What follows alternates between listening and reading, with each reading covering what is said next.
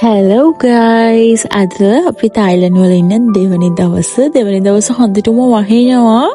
අපි නැගිටිද්දී එකමාර විතර වුණා දවල්. ඊට පස්සේ නැගිට ගමන් අපි ගියා අපේ ලන්ච් එක ගන්න ස්පෙෂල් ප්ලේස් එකකට.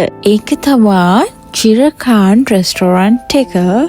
මේක ඉන්ටීරියර් එක හරිම ලස්සනයි. හරිම මාරම ලස්සනයි මේ ඉන්ටීරියර් එක. මෙහි තියෙන කෑමත් ඒ වගේමයි. මේක ඉජිප්ටියන්ස්ලා වගේක් හැන්ඩල් කරන්නේ මේක. මෙහි ඇවිල්ලා Thai foods and Egyptian food අපිට මේ දේ වර්ගෙම ඕඩර් කරගන්න පුළුවන්. ඉතින් අපි ඕඩර් කරා Thai tom yum soup එකක්.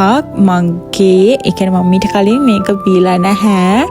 හැබැයි මේක බිව්වට පස්සේ මගේ ෆේවරිට්ම සුප් එක වුණා. මේක ඒ තරම්ම ස්පයිසි and මට කියන්න තියෙන්නේ මෙච්චරයි. මේක හරිම රහයි.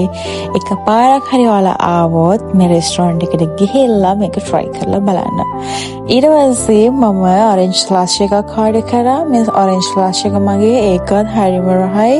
ඒ කියන්නේ over water over sugar නැහැ. හැමදේම ගානට මම රිපීට් මේ සුප් එක පෙන්නන්නේ. මම ඒකට ඇබ්බැහි වෙලා හිටියේ. තාමත් ඉන්නේ. මං අනිවාර්යයෙන්ම ආයේ ලංකාවට එන්න කලින් ආපහු යනවා කියලා හිතාගත්තා. මෙහෙ බලන්න, මෙහෙ ගොඩාක් පරණ දේවල් වලින් ලස්සන කරලා තිබුණේ මෙහෙ. අපි වෙන ඕඩර් කරා chicken fried rice එකක්. මේකත් හරිම රහයි, හරිම ස්පයිසි.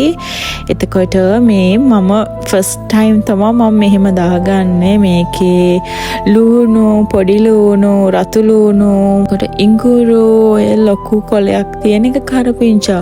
ඒ හැම දෙයක්ම ලොකුවට ස්ලයිස් කරලා තමයි ඒක දාලා තිබුණේ. ක්‍රීමි සුප් එකක්, හරිම රහයි. ඊට පස්සේ මම try කරා මේ rice එක. මේක Egyptian style එකේ rice එකක් and with the beef. මේක මට ඇවිල්ලා මේක taste එක පොඩ්ඩක් තිබුණා. මොකද කොහොමද කියන්නේ පොඩ්ඩක්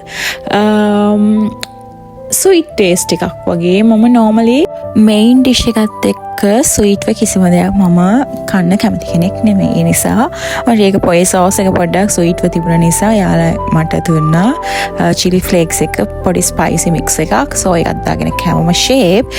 ඊට පස්සේ beef අපි order කරා. ඉතින් ඔයාලා තායිලන්ඩ් එනවා නම් අනිවාර්යයෙන්ම මේ රෙස්ටෝරන්ට් එකට ගිහිල්ලා බලන්න. හැබැයි මෙහි price එක පොඩ්ඩක් වැඩි.